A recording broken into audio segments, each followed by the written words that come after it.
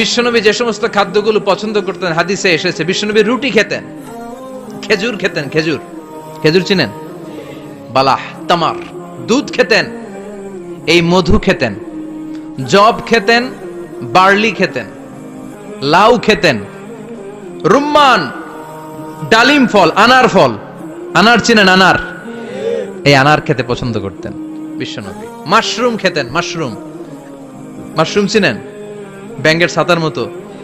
রেস্টুরেন্টে ইদানিং মাশরুমের স্যুপ পাওয়া যায়, এটা খাবেন। যাদের চোখের জ্যোতিতে সমস্যা, দৃষ্টিতে সমস্যা, খাবেন। হাদিসে এসেছে আল